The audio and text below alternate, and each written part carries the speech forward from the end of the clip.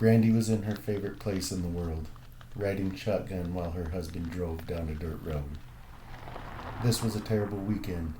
Her mother Hazel needed a doctor, and Brandy needed this dusty drive.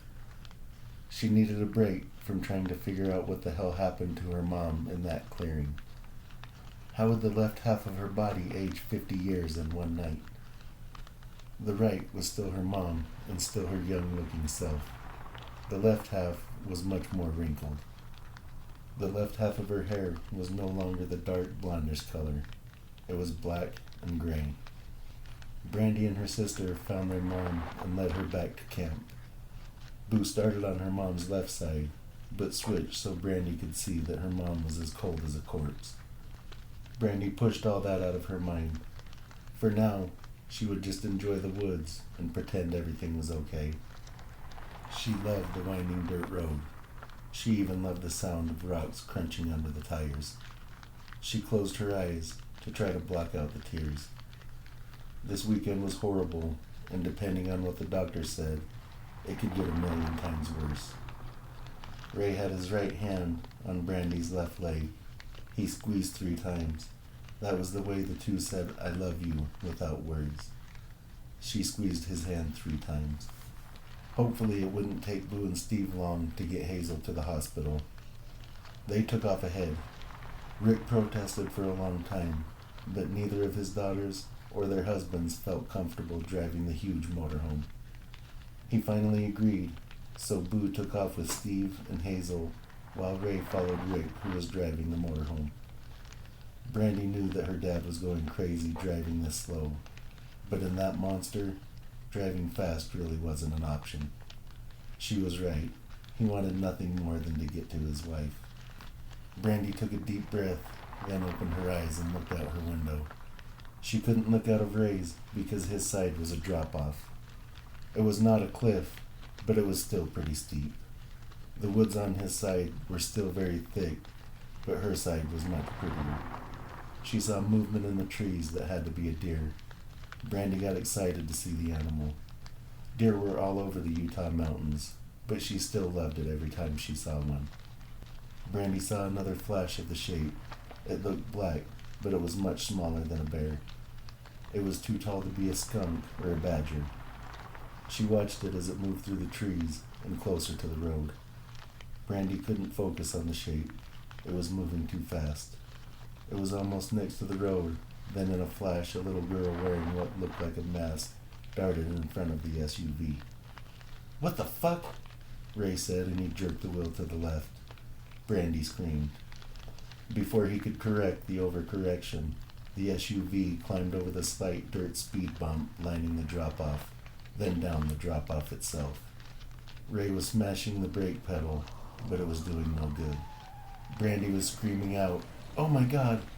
If Ray was not saying, "Fuck me, fuck me, fuck me," over and over, then he would have surely made one of his infinite perv jokes. What Brandy didn't know is that in the very back of Ray's mind, he did laugh at the sexual sounds of this terrifying descent.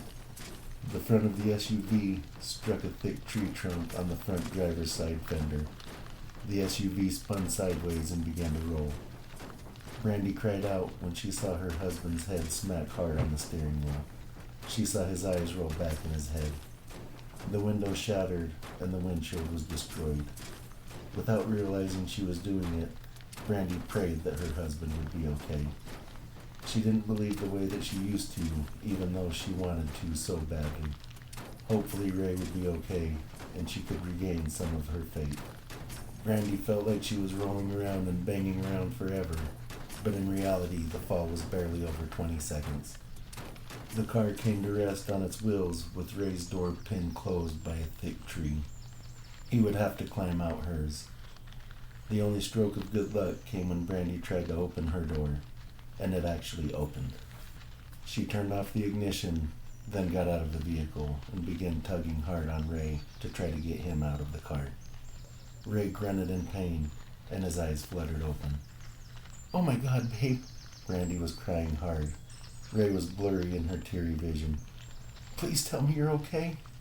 Ray smiled, but it was a weak smile and it broke Brandy's heart more than a little. "Of course I am," Ray's voice was as weak as his smile. That mountain's a pussy. Even in this horrible situation, Ray had the ability to make her smile. Can you move? She didn't think he would be able to, especially when she saw the blood begin to run from his ear. I don't think so, babe, Ray said, and the weakness in his voice hurt Brandy all the way to her soul. Ray had to be okay. He just had to. I can barely fucking breathe. You see that, Papa? That is the worst voice Brandy could have heard. She was terrified of backwoods hillbillies.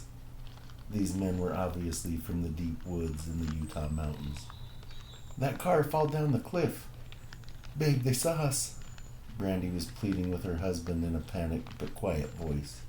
His eyes were closed and his body was limp. Babe, I need you to get up. Ray still didn't move. Please, babe. Brandy's last plea was left unanswered. It's just over here. That was another voice. This one sounded older than the first. Brandy prayed again. First, for Ray to magically wake up, and second, that the men would not find them. She was beginning to think that neither prayer would be answered. Or maybe God was just telling her no. A branch broke that was much too close for comfort. I hope it's a girl. Me too. Me too. That voice was the oldest of the three, and angry. He sounded like the most cranky man to ever walk the earth. It's been way too long for all of us.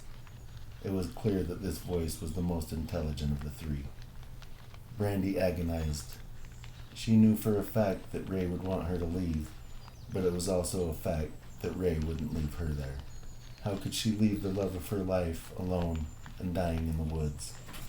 By the sound of these men, death would be a blessing compared to what they would most likely do to the couple. She put her hand on Ray's chest. She couldn't feel a heartbeat. His chest was no longer rising. Brandy put her ear next to his nose and didn't feel his breath. Brandy looked at her husband for a long 10 seconds. Another branch broke. This one was even closer than the first. Brandy did the hardest thing that she could think of. She kissed her husband 6 times on the lips, then ran off alone in the woods. You hear that? These were the kind of men that Brandy feared the most. They had no concern for the law because nobody knew they were here, or probably even existed. That a deer? That's a person, idiot, Papa said. How long have you lived in the woods, dunce child? I can't wait to find him. I'm sick of talking to you morons. I hope it's a woman. Papa breathed in deep. I really hope it's a woman. Brandy was hiding behind a tree, watching the 3 men close in on her poor husband. Hopefully, they would see him hurt. Brandy couldn't bring herself to think he was dead, and just move on. The youngest of the 3 men opened the lift gate of the white SUV. It looked like 3 generations of men, a grandpa, a son, and a grandson. The middle-aged man reached the door she left open and touched Ray on his neck.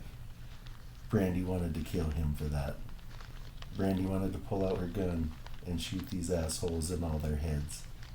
How dare these greasy backwoods assholes touch her husband with those disgusting hands? Brandy reached for her holster and hated herself when she realized she left her gun in the spare tire compartment. She hoped these pricks wouldn't find it. He's dead. Brandy's heart sank to her toes. That is what she had thought, but to hear it confirmed by another was devastating. Leave him, Papa said. We have no use for a dead man. Unless we can't find her, we could come back and have him cold before we have him for a snack. The thought made her sick, but what could she do? She had no chance of overpowering these men. The middle-aged man and the youngest were big boys. Papa looked at the ground from the door to where Brandy stood. Look, you see them footsteps? Brandy wanted to scream. Check the car for weapons, then track 'em. She ain't going nowhere.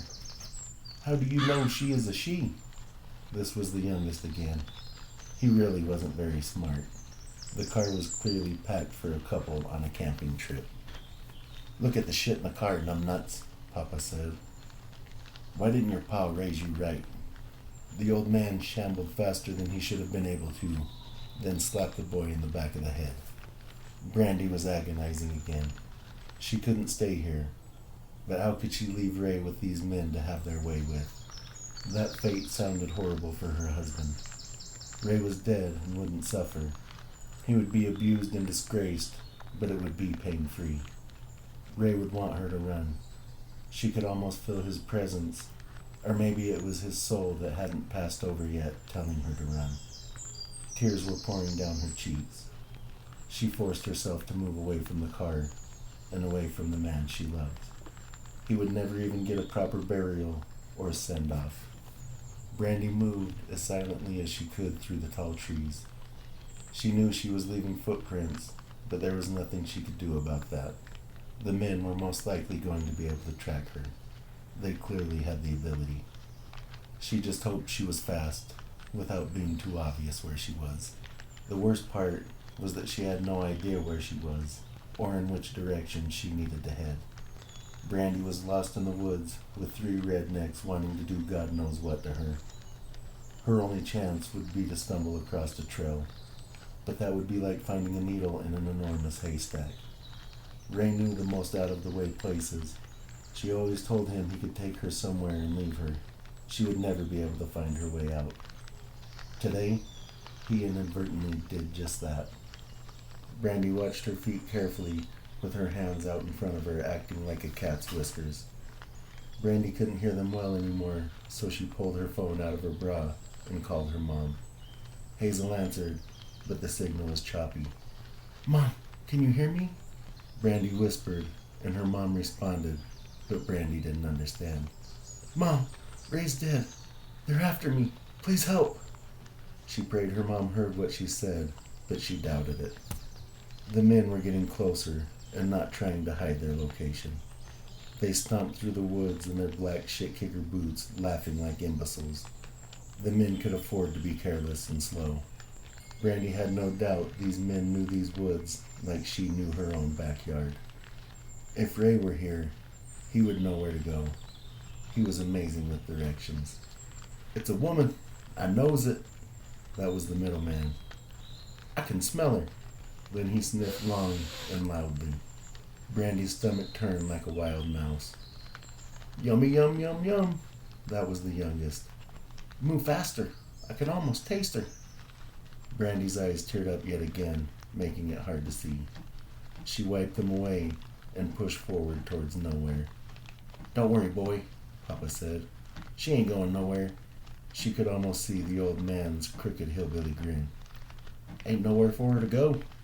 All 3 men chuckled.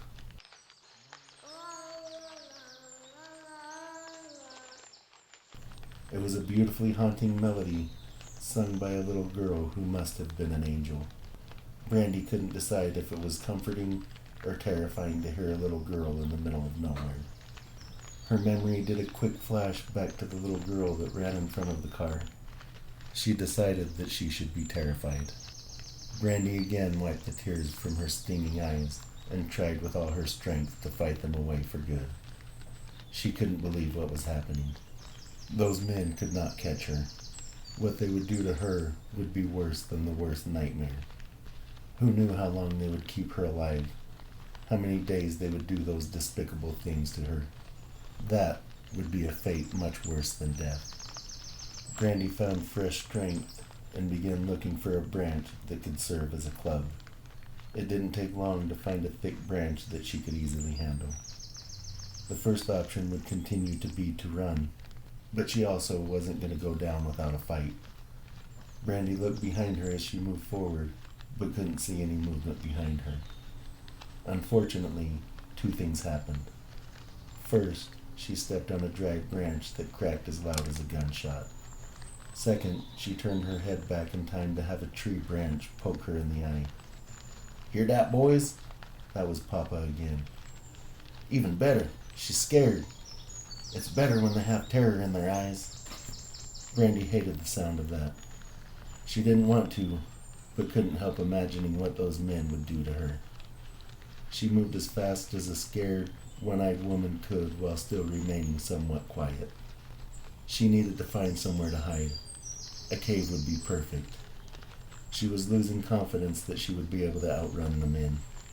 She had to find a place to hide. The forest was thick, so pinpointing a place would be nearly impossible. Again, she had to hope she would stumble across something.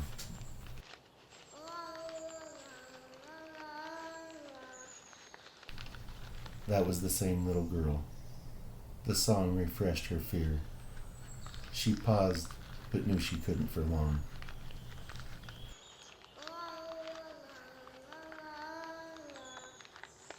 Brandy decided she would take her chances with the little girl. If she were really there, then she would surely have a place to live, and maybe could hide Brandy. She turned in the direction of the girl's voice. "Did you hear that?" Papa asked. They either knew the little girl's voice, or somehow didn't hear her. "She's heading southwest." How the hell could that son of a bitch tell that so quickly? "I bet she's heading towards the shack." Brandy hadn't been, but she damn sure was now. If she were lucky, the shack would only have one door. If not, she could try to block off one so she could deal with them one at a time. "I don't like that place, Papa." This was obviously the youngest. "She's always watching." "You so dumb, boy." That was the middleman. "Them's just furry tales." These were the worst kind of men. It was like someone reached into Brandy's head, then pulled out her worst fear and dropped her right in the middle of it. Moving silently became less important than moving quickly. Brandy picked up her pace with her hands out in front of her to prevent another eye poke. The eye was just starting to feel better, and the last thing she needed would be to poke the other. The men behind her picked up their pace as well. If it weren't for the trees, these men would be on her in no time. Even in the cover of the woods, it wouldn't take them long. Brandy started to run. So did the men behind her. Brandy began to cry again. Those damn tears were making it very hard to see. She damned her eyes. Brandy was more than grateful when she saw the leaning shack. It was less than a minute. Suddenly, the singing child made complete sense. Brandy hoped she hadn't made a mistake coming here. Who lived here with that little girl? Could it be someone worse than these men? Brandy doubted it. Brandy hadn't noticed the face looking through the crack in the door until the door slammed. She recognized the mask for sure. Brandy walked the walkway to the door hanging crooked. The shack seemed to be poorly built, but it would be somewhere to hold up and hopefully fight off these men. She shut the door softly. Luckily, there was no creepy little girl in here. There were two doors. Brandy looked for something to barricade the back door, but realized the door swung out. She wouldn't be able to prevent them from opening it. That was unfortunate. Brandy looked through the crack in the door and held her stick tight. The three men stepped through the tree line into the shack's clearing. They had no doubt where Brandy was hiding. It was time to fight. She fought back tears and pulled all the strength she had left. She had to fight. She was raised to fight, and she had no other choice but to fight. "Go around back," Papa said, then slapped the youngest in the back of the head. "You better not let that bitch get away." Papa limped slowly towards the door. For every step he took forward, Brandy took one back. Her back hit the wall.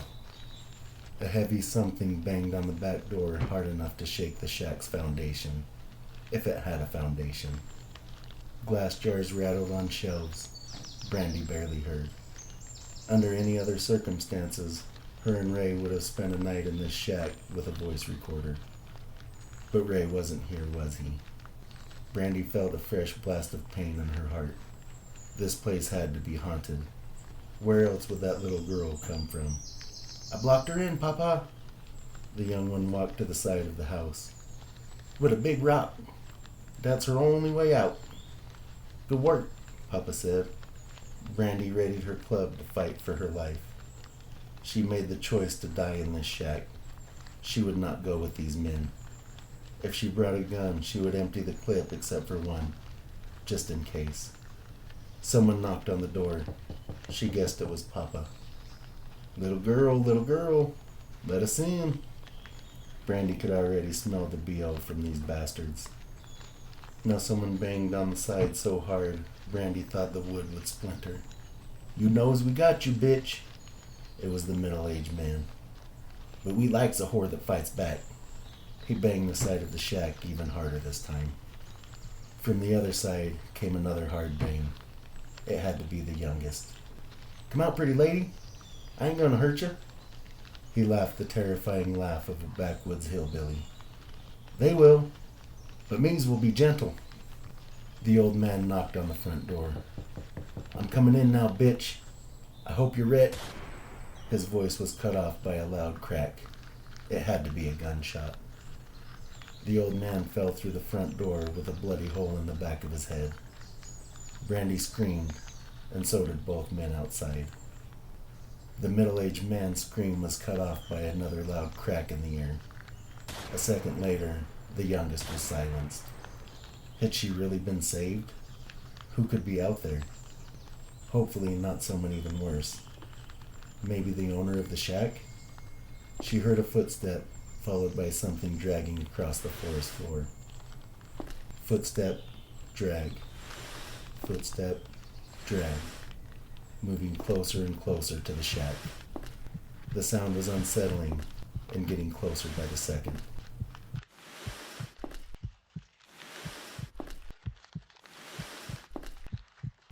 They stopped not far from the door. There were grunting and almost growling noises outside the door. Something pulled Papa slowly and jerkily out of the doorway. Brandy stared at the door with her heart pounding in her chest, ears, and neck. Brandy watched the door for what felt like forever.